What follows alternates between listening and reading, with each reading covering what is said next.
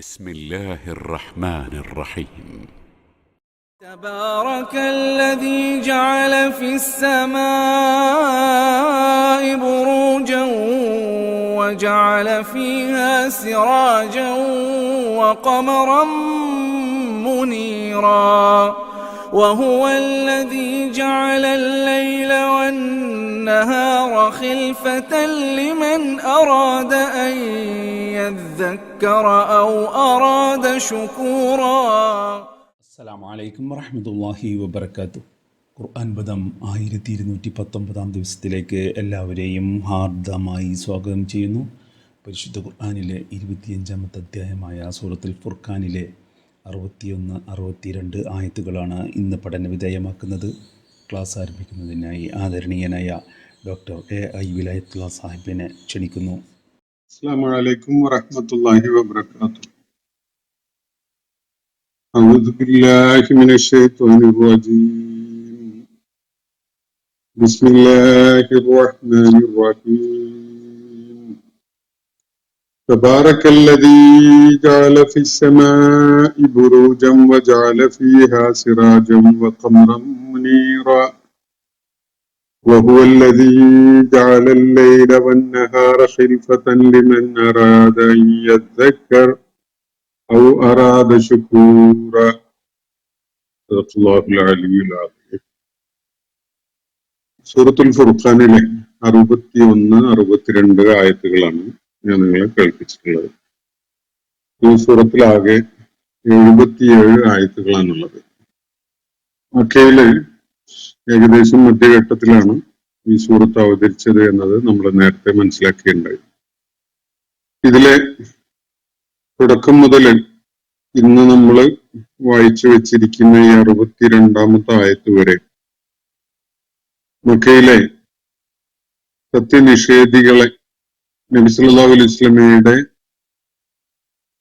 റിസാലത്തിനെ തള്ളിക്കളയുന്ന, അത് അംഗീകരിക്കാൻ കൂട്ടാക്കാത്ത കുഫാറുകളെ, അവരുടെ വാദമുഖങ്ങളെ നേരിടുന്ന വിധത്തിലും അവരെ താക്കീത് ചെയ്യുന്ന വിധത്തിലൊക്കെയുള്ള കാര്യങ്ങൾ അടങ്ങിയതായിരുന്നു തുടക്കം മുതൽ ഈ 62-ാമത്തെ ആയത്ത് വരെയുള്ള ഭാഗം.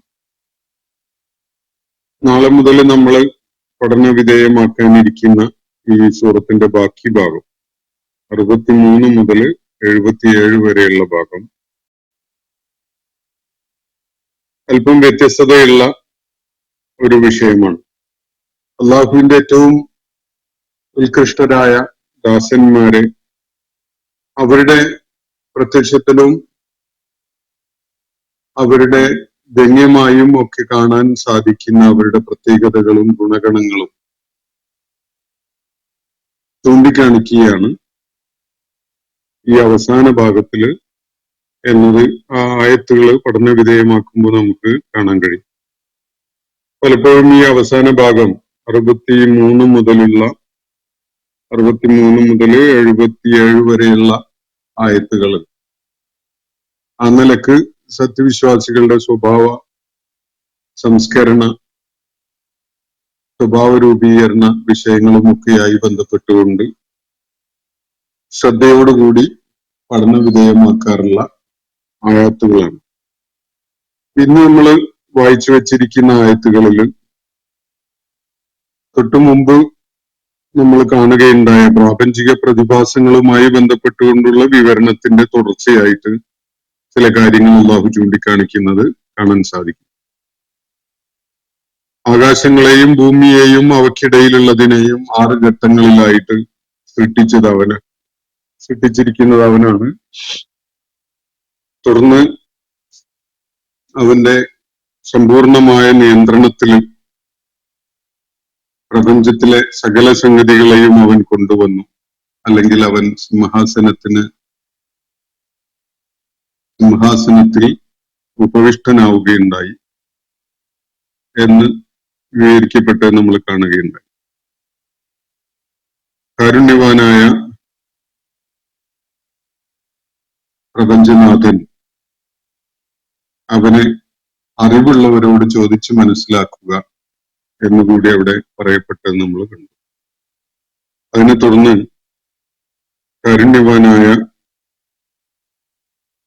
അള്ളാഹുവിന് സുജൂദ് ചെയ്യുക, സാഷ്ടാംഗം നമിക്കുക എന്നാണ് അവരോട് നിർദ്ദേശിക്കപ്പെടുകയുണ്ടായത്. ഏതാണ് ഈ കാരുണ്യവാൻ? നീ പറയുന്ന ആർക്കെങ്കിലും സുജൂദ് ചെയ്യുകയാണോ നമ്മള് എന്ന് പറഞ്ഞുകൊണ്ട് ധാർഷ്ട്യവും ധിക്കാരവും വൈമനസ്യവും ഒക്കെ കാണിക്കുക മാത്രമാണ് അവർ ചെയ്യുകയുണ്ടായത് എന്നതും ഇവിടെ ചൂണ്ടിക്കാണിക്കപ്പെട്ടു കഴിഞ്ഞു. എന്നിട്ട് അള്ളാഹു സ്വയം പ്രകീർത്തിക്കുന്ന വിധത്തിൽ ഒരു കാര്യം പറയുകയാണ്. ഈ നിഷേധികൾ ഒരു പക്ഷേ അള്ളാഹുവിന്റെ മഹത്വത്തെ വാഴ്ത്താനും അവനെ സ്തുതിക്കാനും കൂട്ടാക്കാത്തവരായി എന്ന് വരാം. പക്ഷെ അതുകൊണ്ട് അള്ളാഹു മഹത്വം ഇല്ലാത്തവനോ മഹത്വം കുറഞ്ഞു പോയവനോ ആകുന്നില്ല എന്ന ഒരു വസ്തുത വെളിപ്പെടുത്തുകയാണ് തുടർന്നുള്ള ആയത്തുകളിൽ. പ്രപഞ്ചത്തിലുള്ള ആരും തന്നെ അള്ളാഹുവിനെ ഇബാദത്ത് ചെയ്യാനും അവന് വഴിപ്പെടാനും അവന് സമർപ്പിക്കാനും അവന് അടിമപ്പെടാനും അവനെ ആരാധിക്കാനും ഒന്നും കൂട്ടാക്കുന്നില്ല എങ്കിൽ പോലും അങ്ങേയറ്റം മഹത്വമുള്ളവനാണ് അള്ളാഹു എന്നത് വിശുദ്ധ ഖുർആനിൽ പലയിടങ്ങളിലായിട്ട് അള്ളാഹു സൂചിപ്പിക്കുന്നതാണ്.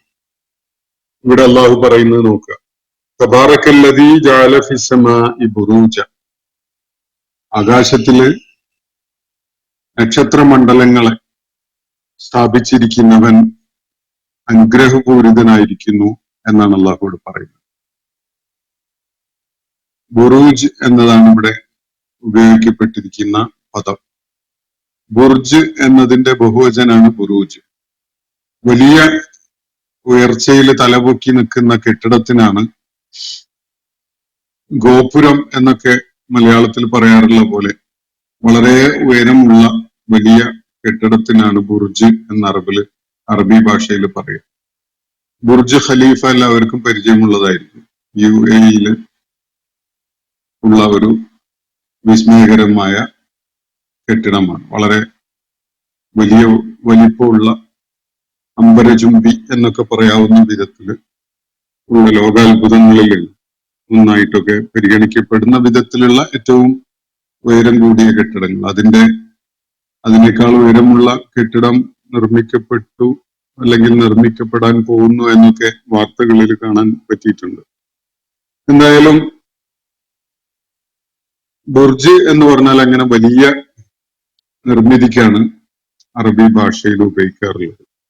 വിശുദ്ധ ഖുർആൻ ആകാശത്തില് ബുറൂജിനെ, ധാരാളം ബുർജുകളെ, ധാരാളം ഗോപുരങ്ങളെ പണിതു വെച്ചിരിക്കുന്ന അല്ലാഹു അനുഗ്രഹപൂരിതനായിരിക്കുന്നു എന്ന് പറഞ്ഞതിന്റെ സൂചന എന്താണ് എന്നത് വിശുദ്ധ ഖുർആന്റെ അവതരണം മുതൽ ഇന്ന് വരെയും ആരും ഒരു തീരുമാനത്തിൽ എത്തിയ ഒരു കാര്യമല്ല. പലരും പല കാര്യങ്ങളും സൂചിപ്പിച്ചുകൊണ്ട് അനുമാനിക്കാറുണ്ട്. സൂര്യനും ചുറ്റുമായിട്ടുള്ള 12 രാശികളെയാണ് അത് സൂചിപ്പിക്കുന്നത് എന്ന് പൗരാണികര് മനസ്സിലാക്കിയിരുന്നെങ്കിൽ വേറെ ചിലര് അതിനെ നക്ഷത്രങ്ങളായിട്ട് മനസ്സിലാക്കുന്നു, നക്ഷത്ര മണ്ഡലങ്ങളായിട്ട് മനസ്സിലാക്കുന്നു. ഇനി വേണമെങ്കിൽ നമ്മുടെ കാലഘട്ടത്തില് യൂണിവേഴ്സിന്റെ പകരമായിട്ട് മൾട്ടിവേഴ്സ് എന്നുള്ള ആശയവും സങ്കല്പവും ഒക്കെ പ്രചാരം നേടിക്കൊണ്ടിരിക്കുന്ന ഒരു ഘട്ടത്തിൽ അങ്ങനെയും മനസ്സിലാക്കാനൊക്കെ സാധിക്കും. എന്തായാലും അള്ളാഹു നമുക്ക് വേണ്ട വിധം മനസ്സിലാക്കാൻ കഴിഞ്ഞിട്ടില്ലാത്ത വിധത്തിലുള്ള ചില നിർമ്മിതികൾ ആകാശത്തില് നിർമ്മിച്ചു വെച്ചിട്ടുണ്ട് എന്നതാണ് ഇവിടെ പറയുന്ന കാര്യം. ആ നിർമ്മിതികളുടെ സ്വഭാവം എന്താണ് എന്നത് നമുക്കറിയില്ല. പ്രാപഞ്ചിക സംവിധാനത്തിൽ അവന്റെ ഇതുപോലെ അള്ളാഹുവിടെ പരാമർശിക്കുന്ന നക്ഷത്ര മണ്ഡലങ്ങളോ അല്ലെങ്കിൽ ഗോളമണ്ഡലങ്ങളോ സൗരയൂഥം പോലെയുള്ള വേറെയും സൗരയൂഥങ്ങളോ ഒക്കെയാണോ എന്താണ് എന്നത് നമുക്ക് കൃത്യമായിട്ട് പറയാൻ കഴിയുന്ന ഒരു കാര്യമല്ല നിലവിൽ. മാത്രമല്ല മനുഷ്യന്റെ കോസ്മോളജിയുമായി ബന്ധപ്പെട്ടുകൊണ്ടുള്ള ജ്ഞാനം വളരെ ശൈശവാവസ്ഥയിലാണ്. ഒരുപാട് വികസിച്ചു, പുരോഗമിച്ചു, ബഹിരാകാശ യാത്ര നടത്തി, അതുപോലെ ചന്ദ്രനിലേക്കും ചൊവ്വയിലേക്കും ഒക്കെ മാൻലെസ് വെഹിക്കിൾസ് ഒക്കെ പറഞ്ഞേക്കാനൊക്കെ നമുക്ക് സാധിച്ചു എന്ന അവസ്ഥയിലോളം ഒക്കെ നമ്മൾ എത്തിയിട്ടുണ്ടെങ്കിലും ഈ പ്രപഞ്ച സംവിധാനത്തിന്റെ, ഈ പ്രപഞ്ച സാകല്യത്തിന്റെ അതിവിസ്മയകരമായ ഈ ബാഹുല്യവും വലിപ്പവും ഒക്കെ പരിഗണിക്കുമ്പോൾ അതിലടങ്ങിയിരിക്കുന്ന അതിലെ നിഗൂഢമായ മനുഷ്യൻ ഇനിയും എത്തിപ്പിടിക്കാനോ നിരീക്ഷിക്കാനോ മനസ്സിലാക്കാനോ കഴിഞ്ഞിട്ടില്ലാത്ത എന്തെല്ലാം മറഞ്ഞു കിടക്കുന്ന കാര്യങ്ങൾ അതിലുണ്ട് എന്നത് ആലോചിക്കുമ്പോൾ മനുഷ്യന്റെ ഗോളശാസ്ത്രവുമായി ബന്ധപ്പെട്ടുകൊണ്ടുള്ള പരിജ്ഞാനം വളരെ വളരെ പരിമിതമാണ് എന്നത് സമ്മതിക്കേണ്ടി വരും.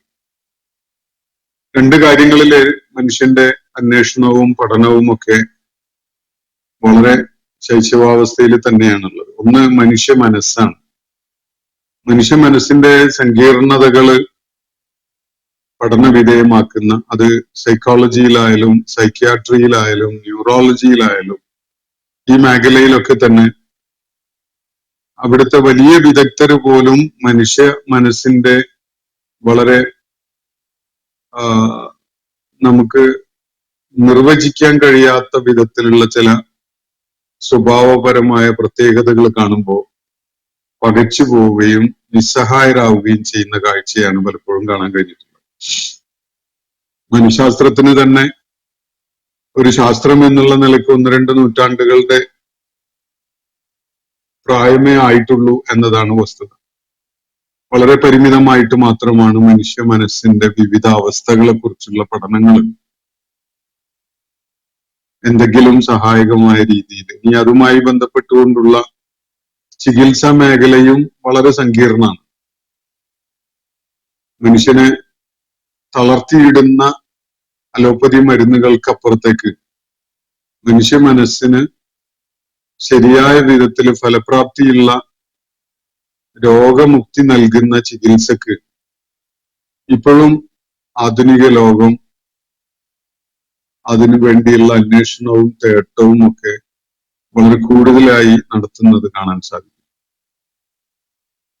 പല മേഖലയിലും അങ്ങനെയൊക്കെ തന്നെയാണ്. ചികിത്സാ രംഗം എന്ന് പറയുന്നത് അങ്ങനെയാണ്. ക്യാൻസറിന്റെ ചികിത്സയും പ്രമേഹ രോഗത്തിന്റെ ചികിത്സയും ഒക്കെ അതൊക്കെ ചില മുട്ടുശാന്തികളായി മാറുന്നു എന്നതല്ലാതെ ശരിയായ ഒരു പരിഹാരമോ ശരിയായ ചികിത്സയൊന്നോ വൈദ്യശാസ്ത്രം ലോകത്ത് മനുഷ്യർക്ക് പ്രയോജനകരമായ വിധത്തില് ഇതുവരെയും എത്തിച്ചിട്ടില്ല എന്നതാണ് വസ്തുത. അപ്പൊ ഇവിടെ ബുറൂജിനെ കുറിച്ചാണ് സംസാരിച്ചത്. തബാറക്കല്ലദീ ജഅല ഫിസ്സമാഇ ബുറൂജ, അത്യത്ഭുതകരമായ കോട്ടകളുടെ സാന്നിധ്യത്തോടുകൂടി ആകാശത്തെ സംവിധാനിച്ചിരിക്കുന്ന അള്ളാഹു അത്യത്ഭുതകരമായ നക്ഷത്ര മണ്ഡലങ്ങളെ കൊണ്ട് ആകാശത്തെ സംവിധാനിച്ചിരിക്കുന്ന പ്രപഞ്ചനാഥൻ അനുഗ്രഹീതനായിരിക്കുന്നു. അവനാണ് ഏറ്റവും ബർക്കത്തുടയവൻ എന്നാണ് ഇവിടെ പറയുന്നത്. അള്ളാഹു തബാറക്ക എന്ന് തുടങ്ങുന്ന വേറെയും സൂറത്തുകൾ നമ്മൾ കണ്ടിട്ടുണ്ട്. ധാരാളം ആയത്തുകൾ വിശുദ്ധ ഖുർആനിലുണ്ട്. സൂറത്തുൽ മുൽക്കിന്റെ തുടക്കം നിങ്ങൾ ശ്രദ്ധിച്ചിട്ടുണ്ടാവും. തബാറക്കല്ലദീ ബിയദിഹി മലക്കൂത്തു കുല്ലി ശൈ എന്ന് പറഞ്ഞ് തുടങ്ങുന്ന സൂറത്ത്. അപ്പൊ തബാറക്ക എന്ന് പറഞ്ഞാൽ ബർക്കത്തുടയവൻ അല്ലെങ്കിൽ സ്വയം അനുഗ്രഹീതനായവൻ എന്നാണ് അർത്ഥം. അള്ളാഹുവിന്റെ മഹത്വം നിങ്ങൾ അംഗീകരിക്കേണ്ടതില്ല. നിങ്ങൾ അംഗീകരിച്ചിട്ടില്ലെങ്കിലും അള്ളാഹു മഹത്വമുള്ളവൻ തന്നെയാണ്. അതിന്റെ സാക്ഷ്യം എന്താണ്? അല്ലദീ ജഅല ഫിസ്സമാഇ ബുറൂജ, ആകാശത്തിന്റെ അനന്തവിസ്തൃതിയില് ബുറൂജിനെ സ്ഥാപിച്ചിട്ടുള്ളവനാണ് അവൻ. എന്നിട്ടാണ് നിങ്ങളുടെ അംഗീകാരവും അംഗീകാരമില്ലായ്കയും ഒരു വിഷയമാവുന്നത് എന്ന ഒരു സ്വരം ഈ ആയത്തിന് നമുക്ക് കാണാൻ കഴിയും. ആകാശമണ്ഡലങ്ങളെ, ആകാശത്തിലെ നക്ഷത്രമണ്ഡലങ്ങളെ അല്ലെങ്കിൽ ബുറൂജുകളെ, കോട്ടകളെ, വലിയ ഗോപുരങ്ങളെ ഒക്കെ ആകാശത്തിൽ സംവിധാനിച്ചു വെച്ചിട്ടുള്ള പടച്ച തമ്പുരാൻ അവൻ തബാറക്ക ആയവനാണ്, അല്ലെ ബർക്കത്തുടയവനായവനാണ് എന്നതിന് വേറെ സാക്ഷിയൊന്നും ആവശ്യമില്ല. നിങ്ങളുടെ അംഗീകാരവും വേണ്ടതില്ല. ഈ നിങ്ങളുടെ അംഗീകാരവും നിങ്ങളുടെ കീഴ്പ്പെടലും നിങ്ങളുടെ വിധേയത്വം ഒക്കെ കൂട്ടരെ നിങ്ങളുടെ ആവശ്യത്തിന് വേണ്ടിയാണ്. അള്ളാഹുവിന്റെ മഹത്വം അവന്റെ മഹത്വമായി നിലകൊള്ളുന്നതിന് നിങ്ങളുടെ അംഗീകാരമൊന്നും ആവശ്യമുള്ള ഒരു കാര്യമല്ല. അവൻ നിങ്ങൾ അംഗീകരിച്ചാലും ഇല്ലെങ്കിലും തന്നെയും ബറക്കത്തുടയവനാണ്, അനുഗ്രഹപൂരിതനാണ് എന്നാണ് ഇവിടെ ചൂണ്ടിക്കാണിക്കുന്നത്. അള്ളാഹുവിന്റെ സൃഷ്ടിജാലങ്ങളുടെ കൂട്ടത്തിൽ ഒരെണ്ണം മാത്രമാണ് മനുഷ്യർ. മനുഷ്യരുടെ എണ്ണത്തെ കവച്ചു വെക്കുന്ന നൂറുകണക്കിന് അല്ലെങ്കിൽ ആയിരക്കണക്കിന് അസംഖ്യം സൃഷ്ടിജാലങ്ങൾ അള്ളാഹുവിന് വേറെയുണ്ട്. അള്ളാഹുവിനെ തിരിച്ചറിഞ്ഞുകൊണ്ട് അള്ളാഹുവിന് വിധേയപ്പെടുകയും അവന് സ്തുതികീർത്തനങ്ങൾ അർപ്പിച്ചുകൊണ്ടിരിക്കുകയും ചെയ്യുന്ന ധാരാളം സൃഷ്ടിജാലങ്ങൾ അള്ളാഹുവിന്റെ സൃഷ്ടി വൈഭവത്തിന്റെ നിദർശനങ്ങളായിട്ട് നമുക്ക് കാണാൻ കഴിയും. മനുഷ്യന് മാത്രമാണ് അവൻ സ്വയം തെരഞ്ഞെടുത്തുകൊണ്ട് അങ്ങനെ ഒരു നിലപാടിലേക്ക് വരാനും വരാതിരിക്കാനും ഒക്കെയുള്ള സ്വാതന്ത്ര്യം നൽകപ്പെട്ടിട്ടുള്ളത്. അതുകൊണ്ടാണ് ഈ വിഷയമൊക്കെ ചർച്ച ചെയ്യപ്പെടേണ്ടി വരുന്നത്. തബാറക്കല്ലദീ ജഅല ഫിസ്സമാഇ ബുറൂജ, ആകാശത്തിലെ നക്ഷത്രമണ്ഡലങ്ങളെ രൂപീകരിച്ചു വെച്ചിരിക്കുന്ന, സജ്ജീകരിച്ചു വെച്ചിരിക്കുന്ന അള്ളാഹു അങ്ങേയറ്റം അനുഗ്രഹമുടയവനാണ്. വജഅല ഫീഹാ സിറാജ, ആകാശത്തിൽ അവൻ ഒരു ദീപം കത്തിച്ചു വെക്കുകയും ചെയ്തിരിക്കുന്നു, ഒരു വിളക്ക് സ്ഥാപിക്കുകയും ചെയ്തിരിക്കുന്നു. സിറാജ് എന്ന് പറഞ്ഞാൽ വിളക്ക്, ദീപം എന്നൊക്കെയാണ് അതിന്റെ സൂചന. സൂര്യനെ പരാമർശിച്ചുകൊണ്ടുള്ള ഒരു പ്രയോഗമാണിത് എന്നത് വിശുദ്ധ ഖുർആനിലെ വേറെ ആയത്തുകളുടെ പിൻബലത്തിൽ നമുക്ക് മനസ്സിലാക്കാൻ സാധിക്കും. സൂറത്ത് നൂഹില് 14-ാമത്തെ ആയത്ത് ജഅല ശംസ സിറാജ എന്ന് കാണാം. സൂര്യനെ അവൻ ഒരു വിളക്കായിട്ട് സ്ഥാപിച്ചിരിക്കുന്നു, ഒരു ദീപമായിട്ട് വെച്ചിരിക്കുന്നു എന്നത്. പ്രകാശത്തിന്റെയും ഊർജത്തിന്റെയും സ്രോതസ്സായിട്ട് സൂര്യനെ ആകാശത്തിൽ സ്ഥാപിച്ചിരിക്കുന്നത്, പ്രപഞ്ചത്തിൽ സംവിധാനിച്ചു വെച്ചിരിക്കുന്നത് അള്ളാഹുവാണ്. ആ ഒരൊറ്റ കാര്യം മതി അള്ളാഹു എത്ര അനുഗ്രഹപൂരിതനാണ് എന്നത് നമുക്ക് മനസ്സിലാക്കാൻ. ഈ പ്രപഞ്ച സംവിധാനത്തിന്റെ നമ്മുടെ ഈ ദൃശ്യപ്രപഞ്ചത്തിൽ സൂര്യൻ, ഭൂമിയും ചന്ദ്രനും നക്ഷത്രങ്ങളും ഒക്കെയുള്ള ഈ ഭൂമി, ഈ സൗരയൂഥത്തിൽ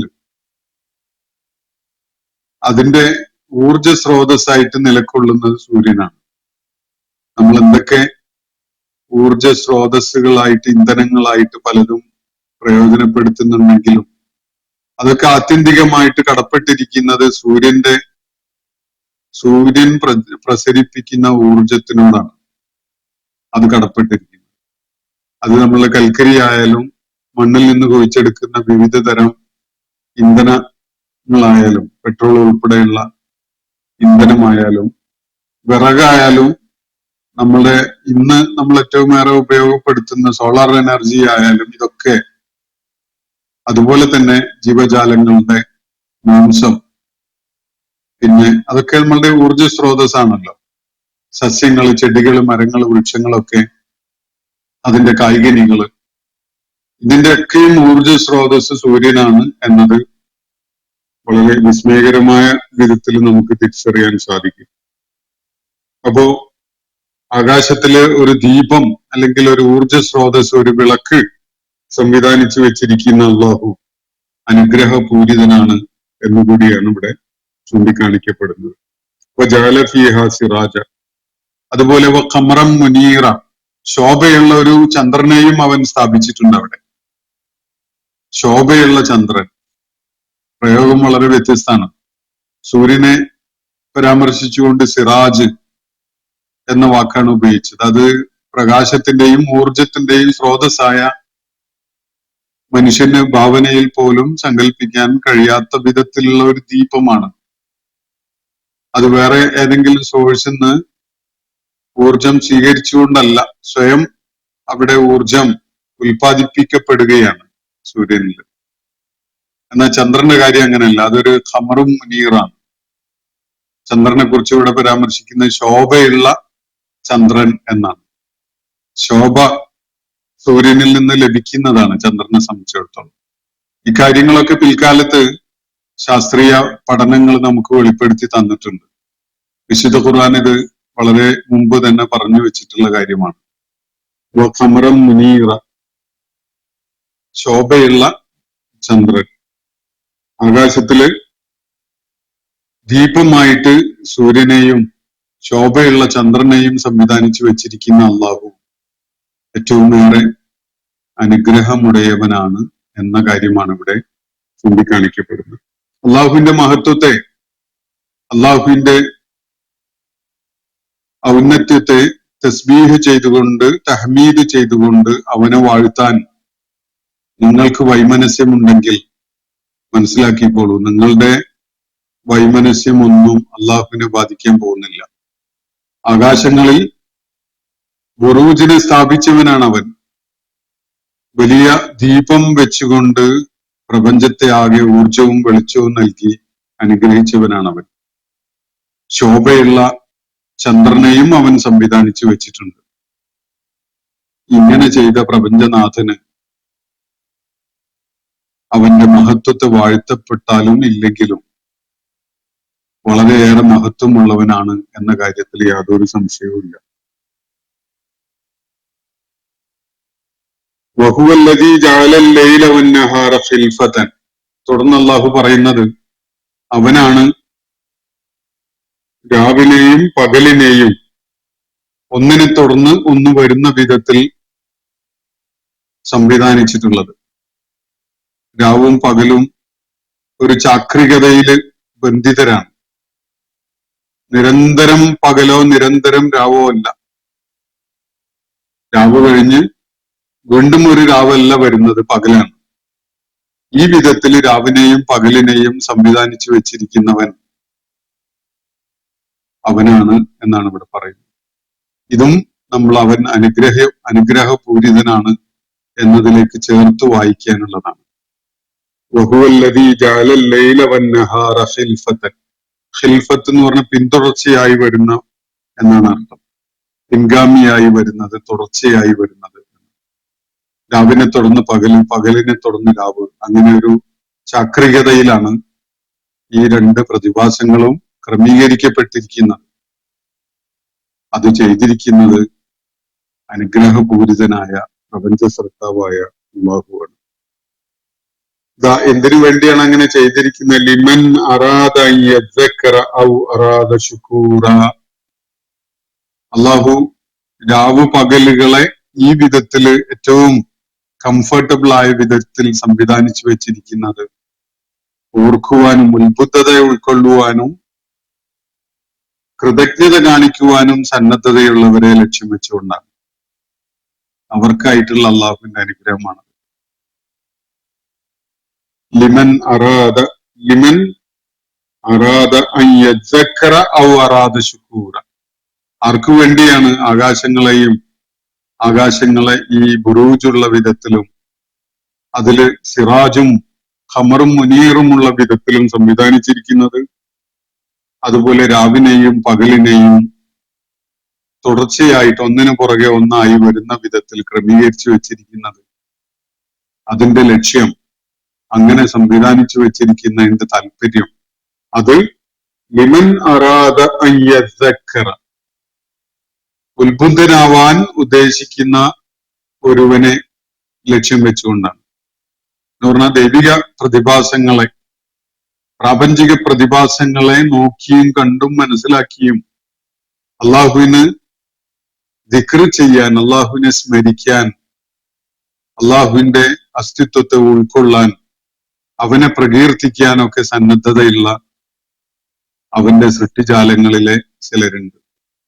അവരെ ഉദ്ദേശിച്ചുകൊണ്ടാണ് അള്ളാഹു ഇത് ഒരുക്കി വെച്ചിരിക്കുന്നത്. ലിമൻ അറാദ അൻ യദ്ദക്കറ ഔ അറാദ ശുകൂറ.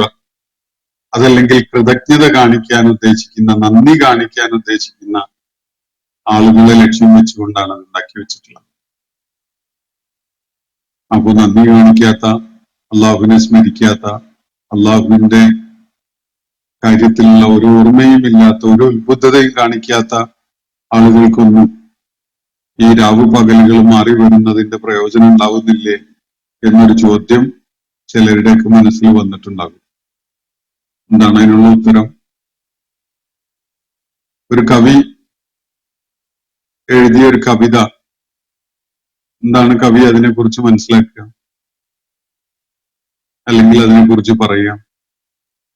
ആ കവിത രചിക്കപ്പെട്ടത് ആർക്കു വേണ്ടിയാണ്? സ്വാഭാവികമായിട്ടും കവി പറയുക കാര്യങ്ങളെ വായിച്ചു ഉൾക്കൊള്ളാൻ സന്നദ്ധതയുള്ള, ആ വരികളിൽ നിന്ന് വെളിച്ചം ഉൾക്കൊള്ളാൻ സന്നദ്ധതയുള്ള, അതില് കവിത്വത്തിന്റെ മഹത്വം കാണാൻ കഴിയുന്ന ചിലരൊക്കെ ഉണ്ടാവുമല്ലോ സമൂഹത്തില്. അവരെ ലക്ഷ്യം വെച്ചുകൊണ്ടാണ് ഞാനത് എഴുതിയിട്ടുള്ളത്. അതല്ലാതെ അത് കാണാൻ കൂട്ടാക്കാതെ, അതിന്റെ മഹത്വം മനസ്സിലാക്കാൻ ശ്രമിക്കാതെ, എപ്പോഴും ആ കവിയെയും അയാളുടെ കവിതയെയും ബത്സിച്ചുകൊണ്ടിരിക്കുന്ന ഒരാളെ ലക്ഷ്യം വെച്ചുകൊണ്ടാണ് ഞാൻ അത് എഴുതിയത് എന്നൊരു കവിയും പറയില്ല. അത് സ്വാഭാവികമായിട്ടുണ്ടാവുന്ന ഒരു കാര്യമാണ്. അങ്ങനെയാണല്ലോ. തെളിനീരുണ്ടായാല് അത് നല്ല ആവശ്യത്തിന് പ്രയോജനപ്പെടുത്തുന്നവരുണ്ടാവും, ആ തെളിനീര് തന്നെ നാശമാക്കുന്നവരും ഉണ്ടാവും. അതിന്റെ അർത്ഥം തെളിനീര് അത് നാശമാക്കുന്നവർക്ക് വേണ്ടി ഉണ്ടാക്കിയതാണ് എന്നല്ല, അതിനെ നല്ല നിലക്ക് പ്രയോജനപ്പെടുത്തുന്നവർക്ക് വേണ്ടി ഉണ്ടാക്കി വെച്ചതാണ് എന്നത് അതിൽ വളരെ വ്യക്തമാണ്.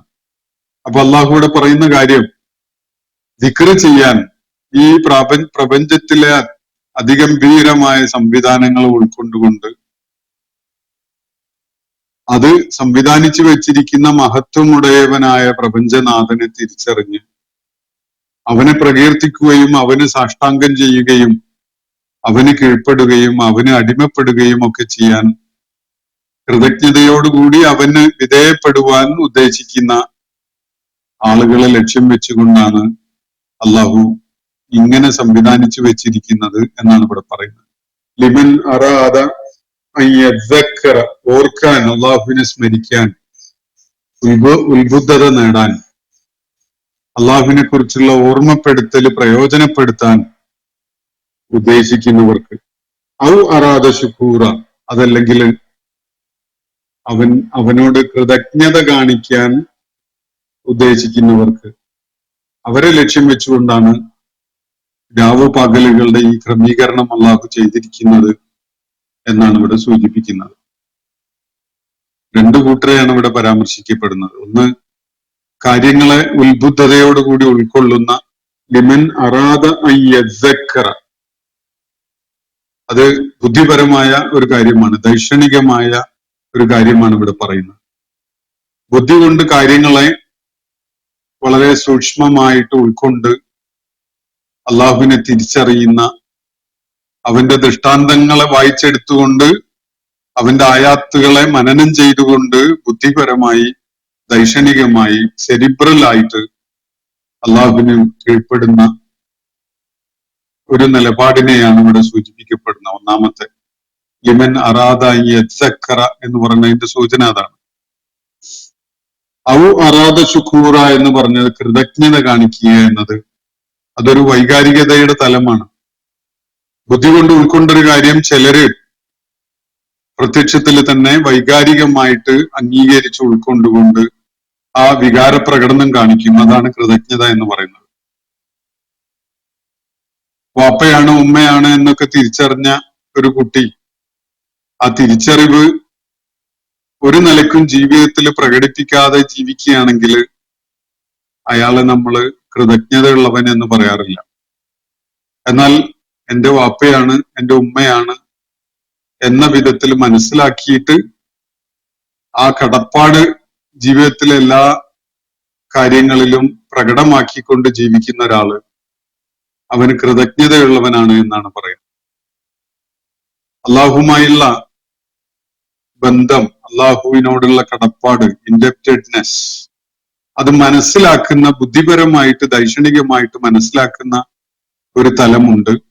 അത് വൈകാരികമായിട്ട് കൃതജ്ഞതയുടെ രൂപത്തിൽ, നന്ദി കാണിക്കലിന്റെ രൂപത്തിൽ, വിധേയപ്പെടലിന്റെയും കീഴ്പ്പെടലിന്റെയുമായ വിധത്തിൽ അത് പ്രകടിപ്പിക്കുന്നവരുമുണ്ട്. അങ്ങനെ ഒരു തലവുമുണ്ട്. ചിലര് ആദ്യത്തേതില് വളരെ ശക്തരാണെങ്കിൽ വേറെ ചിലര് രണ്ടാമത്തേതിൽ വളരെ ഉയർന്നു നിൽക്കുന്നവരായിരിക്കും. ഇത് രണ്ടും പ്രധാനമാണ്, രണ്ടും പ്രധാനമാണ്, രണ്ടും എല്ലാവർക്കും ആവശ്യമുള്ളതുമാണ്. അപ്പൊ അള്ളാഹു ഈ പ്രപഞ്ചത്തിന്റെ സൃഷ്ടിപ്പ് ഈ വിധത്തില് അള്ളാഹു സജ്ജീകരിച്ചു വെച്ചിരിക്കുന്നത്, രാവിനെയും പകലിനെയും ഈ വിധത്തിൽ ക്രമീകരിച്ചു വെച്ചിരിക്കുന്നതൊക്കെ അവന്റെ സൃഷ്ടിപ്പിന്റെ ലക്ഷ്യം ആരെ ഉദ്ദേശിച്ചുകൊണ്ടാണിത്? ലിമൻ അറാദ ഉത്ബുദ്ധത നേടിക്കൊണ്ട് അള്ളാഹുവിനെ തിരിച്ചറിഞ്ഞ് അവനെ സ്മരിക്കാൻ ദൈക്ഷണികമായി ബുദ്ധിപരമായി സന്നദ്ധതയുള്ള ആളുകളെ ലക്ഷ്യം വെച്ചുകൊണ്ടാണ്. അതുപോലെ ഔ അറാദ ശുക്കൂറ, അല്ലെങ്കിൽ കൃതജ്ഞത കാണിക്കാൻ ഒരുക്കമുള്ളവരെ ലക്ഷ്യം വെച്ചുകൊണ്ടാണ്. അപ്പോ ഈ ദൈക്ഷണികമായ തിരിച്ചറിവും വൈകാരികമായ ഈ കൃതജ്ഞതയും രണ്ടും കാണിക്കാത്ത തരം ആളുകളാണല്ലോ ഇത് കൂടുതലും പ്രയോജനപ്പെടുത്തുന്നത് എന്നൊക്കെ നമുക്ക് ആലോചന ഉണ്ടാകാം. ഏത് സംഗതിയോ അതിന്റെ പരമമായി ലക്ഷ്യം വെക്കുന്നത് ആർക്ക് പ്രയോജനപ്പെടണമെന്ന് അള്ളാഹു ഇവിടെ വ്യക്തമാക്കുന്നത് അള്ളാഹുവിനെ തിരിച്ചറിഞ്ഞ, അള്ളാഹുവിനെ ഉൾക്കൊള്ളുന്ന, അവനോട് കൃതജ്ഞത കാണിക്കുന്ന ആളുകൾ അവർക്ക് വേണ്ടിയാണ്. പക്ഷെ അതോടൊപ്പം തന്നെ അതിന് കൂട്ടാക്കാത്തവരും അതിന് സന്നദ്ധരല്ലാത്തവരും പിന്നീട് ഒരു പക്ഷേ സാധ്യതയുള്ളവരും ഒക്കെ അടങ്ങിയ മുഴുവൻ മനുഷ്യ സമൂഹത്തിനും പ്രയോജനകരമാകുന്ന വിധത്തിലാണ് അള്ളാഹു ഇത് ഒരുക്കി വെച്ചിരിക്കുന്നത്. അത് അള്ളാഹുവിന്റെ തീരുമാനത്തിന്റെ ഭാഗമാണ് എന്നത് വേറെ പലയിടങ്ങളിലും വ്യക്തമാക്കപ്പെട്ടിട്ടുള്ള കാര്യമാണ്. നമ്മൾ പിന്നിട്ട പഠന വിധേയമാക്കിയ ആയാത്തുകളുടെ പല ഘട്ടങ്ങളിലും നമ്മൾ അത് മനസ്സിലാക്കിയിട്ടുള്ളതാണ്. അള്ളാഹുവിന് വഴിപ്പെടാത്തവർക്കും അതിൽ അള്ളാഹു ഒരുക്കി വെച്ചിട്ടുണ്ട്. മഹീഷത്തും ലങ്ക് അവർക്ക് ഒരുക്കി വെച്ചിട്ടുണ്ട് എന്ന് നമ്മൾ നേരത്തെ വായിക്കുകയും വിശദീകരിക്കുകയൊക്കെ ചെയ്തിട്ടുള്ള കാര്യങ്ങളാണ്. അപ്പൊ ഇന്നത്തെ 2 ആയത്തുകൾ ഈ കാര്യങ്ങളാണ് അടങ്ങിയിട്ടുള്ളത്. തബാറക്കല്ലദീ ജഅല ഫിസ്സമാഇ ബുറൂജൻ വജഅല ഫീഹാ സിറാജൻ വഖമറൻ മുനീറ വഹുവല്ലദീ ജഅല അൽ-ലൈല വൻ-നഹാറ ഖിൽഫതൻ ലിമൻ അറാദ അൻ യദ്ദക്കറ ഔ അറാദ ശുകൂറ. അള്ളാഹുവിന് നന്ദി കാണിക്കാനോ അവനെ ഉൾക്കൊള്ളാനോ ഒന്നും സന്നദ്ധരല്ലാത്ത ആളുകളും അവൻ ഭൂമുഖത്ത് മനുഷ്യർക്കായി ഒരുക്കി വെച്ചിരിക്കുന്ന വിഭവങ്ങളെ പ്രയോജനപ്പെടുത്തി ജീവിക്കുന്നുണ്ടാകും. ഈ ആളുകള് അള്ളാഹുവിനോട് കൃതജ്ഞത കാണിക്കാനോ നന്ദി കാണിക്കാനോ ഒന്നും കൂട്ടാക്കുന്നില്ല എന്നതിന്റെ പേരിൽ അള്ളാഹുവിന്റെ മഹത്വത്തിന് ഒരു ഇടിവും സംഭവിക്കുന്നില്ല എന്നാണ് അള്ളാഹു ഇവിടെ ചൂണ്ടിക്കാണിച്ചിരിക്കുന്നത്. ഇന്നലെ ഒരു ചോദ്യത്തിനുള്ള മറുപടി നൽകിയതിനോട് പ്രതികരിച്ചുകൊണ്ട് ചില നിരീക്ഷണങ്ങൾ വന്നിട്ടുണ്ടായിരുന്നു. ഞാനത് വായിക്കാം. ജോലിക്ക് റിവാർഡ് നൽകണം, പക്ഷേ മരണശേഷം റിവാർഡ് നൽകും എന്ന് പറഞ്ഞ് ഈ ലോകത്ത് യുദ്ധം ചെയ്യിക്കുന്നത് അപാര ബുദ്ധിയാണ് എന്നാണ്. തീർച്ചയായിട്ടും അപാര ബുദ്ധി ഉണ്ടാവണമല്ലോ അള്ളാഹുവിന്, ആവശ്യമില്ലേ? ഹിറ്റ്ലറോ മുസോളിനിയോ ആധുനിക കാലഘട്ടത്തിലെ യുദ്ധക്കൊതിയന്മാരോ നെതന്യാഹുവിനെ പോലെയുള്ള പിഞ്ചു പൈതൽ മക്കളുടെ ചോര കുടിക്കുന്നവരോ ആയ ലോകത്തെ യുദ്ധ സമ്രാട്ടുകളുടെ പോലെയാണോ അള്ളാഹു ആവേണ്ടത്? തീർച്ചയായിട്ടും അള്ളാഹു മരണാനന്തരം പ്രതിഫലം നൽകും എന്ന പ്രേരണ തന്നെ നൽകിക്കൊണ്ടാണ് കാര്യങ്ങളെ മനുഷ്യനോട് സംവദിക്കുന്നതും പറയുന്നതും. ഈ ലോക നേതാക്കന്മാര് ചെയ്തത് എന്താണ്? അവരുടെ സൈനികരെ യുദ്ധക്കളത്തിലേക്ക് തള്ളിവിടുന്നത് എന്തു പറഞ്ഞുകൊണ്ടാണ്? അവരെ അമരരാകും, അവര് വീരമൃത്യു വരിക്കും, അവർക്ക് അവരുടെ സ്മരണക്ക് അന്ത്യമില്ല, അവരെ രാഷ്ട്രം ആദരിക്കും, അവർക്ക് മരണാനന്തര ബഹുമതികൾ അവരുടെ മേൽ ചൊരിയും എന്നൊക്കെ പറഞ്ഞുകൊണ്ടല്ലേ? അതെത്ര ഫൂളിഷ് ആയതാണെന്ന് ആലോചിച്ച് നോക്കുക. ഒരു പട്ടാളക്കാരൻ ആർക്കെങ്കിലും വേണ്ടി യുദ്ധം ചെയ്ത് മരിച്ചു എന്ന് വെക്കുക, അയാളുടെ കുടുംബത്തിനോ അയാളുടെ പേരിലോ ഒക്കെ തന്നെ ഇവിടെ നമ്മൾ പലതും അയാളുടെ ഓർമ്മക്ക് വേണ്ടി വലിയ മന്ദിരങ്ങൾ പണിയുകയോ അയാൾക്ക് മരണാനന്തര ബഹുമതി നൽകുകയോ ഒക്കെ ചെയ്തു എന്ന് വെക്കുക. അയാൾക്ക് എന്ത് പ്രയോജനമാണ് അതുകൊണ്ടുള്ളത്? അയാൾ അറിയുപോലും ചെയ്യുന്നുണ്ടാവില്ലല്ലോ അങ്ങനെയുള്ള ബഹുമതികള് അയാളുടെ മേലെ ചൊരിയുന്നുണ്ട് എന്നുള്ളത്. അപ്പോ ഏതാണ് കൂടുതൽ ഫോളിഷ് ആയതെന്നൊന്ന് ആലോചിച്ച് നോക്കൂ. യുദ്ധം ലോകത്ത് നടക്കുന്നുണ്ട് എന്നുള്ളത് നിങ്ങൾക്കറിയാം. അത് ഞാനോ നിങ്ങളോ അല്ല യുദ്ധം ഇവിടെ ഉണ്ടാക്കുന്നത് എന്നുള്ളതും നിങ്ങൾക്കും അറിയാം, എനിക്കും അറിയാം. യുദ്ധം ഇവിടെ ഉള്ള ഒരു യാഥാർത്ഥ്യമാണ്, ആണല്ലോ. അങ്ങനെയെങ്കിൽ ആര് നൽകുന്ന വാഗ്ദാനമാണ് കൂടുതൽ അർത്ഥപൂർണമാവാൻ സാധ്യതയുള്ളത് എന്നൊന്ന് ആലോചിച്ച് നോക്കൂ. കാശ്മീരിൽ കൊല്ലപ്പെടുന്ന സൈനികരെ കുറിച്ച് നമ്മൾ പത്രങ്ങളിൽ വീരമൃത്യു വരിച്ചു എന്നൊക്കെ എഴുതും. പക്ഷെ ഫലത്തിൽ എന്താണത്? അയാളങ്ങ് മരിച്ചുപോയി, അയാൾക്കും അയാളുടെ കുടുംബത്തിനും ഒക്കെ നഷ്ടമായി എന്നതല്ലേ ഫലം ഉണ്ടാവുന്നത്. ഈ വീരമൃത്യുവിന്റെ കാര്യവും അതിന്റെ മരണാനന്തര ബഹുമതികളുടെ കാര്യമൊക്കെ തന്നെ ഈ മരിച്ചുപോയ ആൾ അറിയുമ്പോൾ ഉണ്ട്.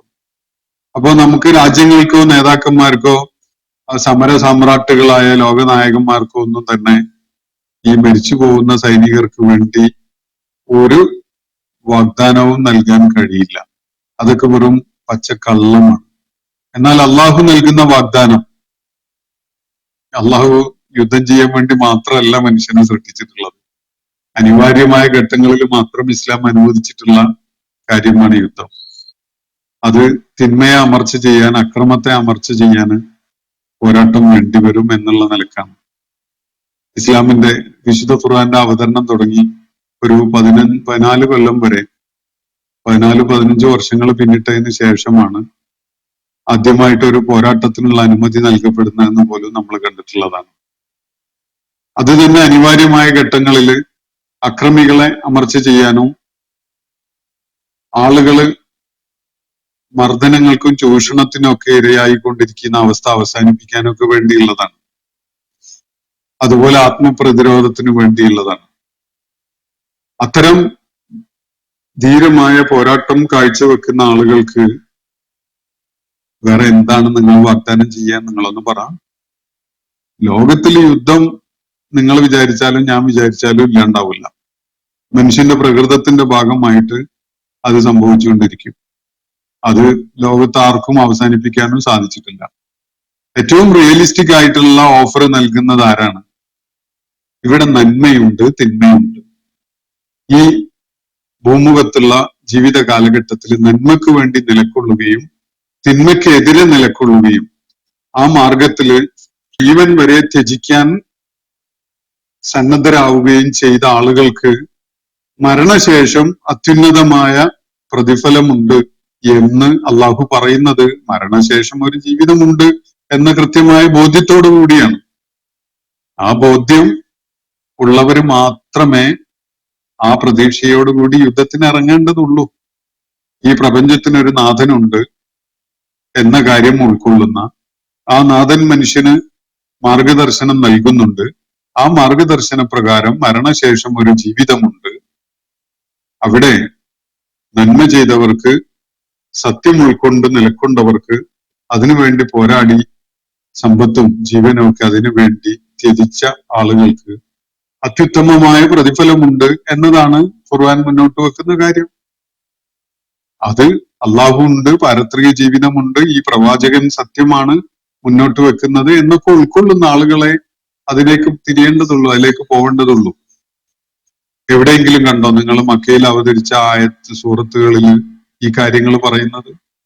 അവിടെ അള്ളാഹുവിന്റെ ഏകത്വത്തെയാണ് ഉയർത്തി കാണിക്കുന്നത്. മരണാനന്തരം ഒരു ജീവിതമുണ്ട് എന്ന യാഥാർത്ഥ്യമാണ് പ്രാപഞ്ചിക പ്രതിഭാസങ്ങളെ ചൂണ്ടിക്കാണിച്ചുകൊണ്ട് നമ്മളെ ബോധ്യപ്പെടുത്തി തരുന്നത്. മനുഷ്യരിലേക്ക് വഴികാട്ടിയായിട്ട് ദൂതൻ നിയോഗിക്കപ്പെട്ടിരിക്കുന്നു എന്ന കാര്യം യുക്തിക്കും ബുദ്ധിക്കും ഉൾക്കൊള്ളാവുന്ന വിധത്തിലാണ് വ്യക്തമാക്കപ്പെടുന്നത്. ഇത് ബോധ്യപ്പെട്ട ഒരു സമൂഹത്തിന്റെ കാര്യത്തിലാണ് ബാക്കിയുള്ളതൊക്കെയും വരുന്നത്. ആരാ നിങ്ങളെ നിർബന്ധിച്ചത്? മദ്യപാനം നിർത്തണമെന്നോ, പന്നിമാംസം കഴിക്കരുതെന്നോ, അല്ലെങ്കിൽ പലിശ സ്വീകരിക്കരുതെന്നോ ആരെങ്കിലും നിർബന്ധിച്ചോ? ഇല്ലല്ലോ. നിങ്ങള് നന്മയ്ക്ക് വേണ്ടി തിന്മക്കെതിരിൽ പോരാടണമെന്ന് ആരെങ്കിലും നിർബന്ധിച്ചോ? ഇല്ലല്ലോ. അള്ളാഹുവിന്റെ ഏകത്വത്തെ ഉൾക്കൊണ്ട് അള്ളാഹുവിന്റെ ദൂതന്മാരെ തിരിച്ചറിഞ്ഞ് മനുഷ്യ ജീവിതത്തിന്റെ യാഥാർത്ഥ്യം മനസ്സിലാക്കി സത്യമാർഗത്തിൽ വരുന്ന ആളുകളുടെ കാര്യത്തിൽ മാത്രമാണ് ഈ നിർദ്ദേശങ്ങളൊക്കെ ഉള്ളത്. അതുകൊണ്ട് നിങ്ങൾ പേടിക്കണ്ട. നിങ്ങൾ നിങ്ങളുടെ നിലപാടിൽ തന്നെ അതാണ് ശരിയെന്ന് നിങ്ങൾക്ക് ബോധ്യമുണ്ടെങ്കിൽ അങ്ങനെ തന്നെ കഴിഞ്ഞോളൂ, ഒരു പ്രശ്നവുമില്ല. മരണശേഷം ലഭിക്കുമെന്ന് പറയുന്ന ശിക്ഷയും റിവാർഡും വെറും പ്രലോഭനമല്ലേ എന്നാണ്. പ്രലോഭനമാണ്. എല്ലാ പ്രലോഭനങ്ങളും യാഥാർത്ഥ്യമാവില്ല. പക്ഷെ ഇത് അള്ളാഹുവാണ് ഈ പ്രലോഭനം നടത്തുന്നത്. ഇത് യാഥാർത്ഥ്യമാവും. രാഷ്ട്രനായകന്മാരും ഏകാധിപതികളും ഒക്കെ നൽകുന്ന പ്രലോഭനങ്ങൾ യാഥാർത്ഥ്യമാവില്ല. കാരണം അവര് നമ്മളെ പോലെ നിങ്ങളെ പോലെയൊക്കെയുള്ള നേരം വെളുത്താൽ അപ്പിയിടാൻ വേണ്ടി ബാത്റൂമിലേക്ക് പോകുന്ന മനുഷ്യരാണ്. അവർക്ക് അവർ നൽകുന്ന ഇത്തരം വാഗ്ദാനങ്ങളൊന്നും പാലിക്കാൻ സാധിക്കില്ല. അത് വെറും അടിസ്ഥാനരഹിതമായ പ്രലോഭനമാണ്. യാതൊരു തെളിവുമില്ലാത്ത ഒരു ലോകത്തെ ഉപയോഗിച്ച് സാധാരണക്കാരായ ജനങ്ങളെ ചൂഷണം ചെയ്യലല്ലേ ഇതിന്റെ പിന്നിലെ തന്ത്രം എന്നാണ് അദ്ദേഹം ചോദിക്കുന്നത്. ഒറ്റ വാക്കിൽ ഉത്തരമല്ല. അങ്ങനെ ആരെയും ഒന്നും ചൂഷണം ചെയ്തിട്ട് ഇസ്ലാം ഇവിടെ ഒന്നും നേടിയിട്ടില്ല, നേടുന്നില്ല. ആർക്കു വേണ്ടി എന്ത് നേടി എന്നാണ് നിങ്ങൾ മനസ്സിലാക്കുന്നത്? ഇതിലൊരു ചൂഷണം അടങ്ങിയിട്ടില്ല. സത്യം ഭൂമുഖത്ത് സ്ഥാപിതമാവുകയും നീതി നടപ്പിലാവുകയും അനീതിയും അക്രമവും അവസാനിപ്പിക്കുകയും ചെയ്യുക എന്നതാണ് ഇതിലൂടെ ലക്ഷ്യമിടുന്നത്. ഒരാളും ചൂഷണത്തിന് ഇതിന്റെ പേരിൽ ഇരയാവുകയില്ല എന്നതാണ് ചരിത്രം, എന്നതാണ് വസ്തുത. അത് വായിച്ച് മനസ്സിലാക്കാനും നിങ്ങൾ ശ്രമിച്ചോളൂ. അത് നിങ്ങൾക്ക് അതിനുള്ള അവസരം അള്ളാഹു നൽകിയിട്ടുള്ളത് പ്രയോജനപ്പെടുത്തിക്കോളൂ. അവസാന ശ്വാസം വരെ നിങ്ങൾക്ക് അതിന് അവസരമുണ്ട്. നിങ്ങളുടെ ചോയ്സ് ആണത്. അതിൽ ആരും ഇടപെടാൻ പോകുന്നില്ല. അള്ളാഹു നിങ്ങൾക്ക് സന്മാർഗം കാണിച്ചു തരട്ടെ എന്ന് പ്രാർത്ഥിക്കുക മാത്രമേ ഞങ്ങൾ ചെയ്യുന്നുള്ളൂ. അപ്പോ അവസാനിപ്പിക്കുകയാണ്. അൽഹംദുലില്ലാഹി റബ്ബിൽ ആലമീൻ. അസ്സലാമു അലൈക്കും വറഹ്മത്തുള്ളാഹി വബറകാതുഹു. ഇന്നത്തെ ഖുർആൻ പദം ഇവിടെ സമാപിക്കുന്നു. ഖുർആൻ പഠനത്തിൽ പങ്കെടുത്ത എല്ലാവർക്കും അല്ലാഹു അർഹമായ പ്രതിഫലം നൽകി അനുഗ്രഹിക്കട്ടെ. വആഖിറു ദഅവാന അനിൽ ഹംദുലില്ലാഹി റബ്ബിൽ ആലമീൻ. അസ്സലാമു അലൈക്കും വറഹ്മത്തുള്ളാഹി വബറകാതുഹു.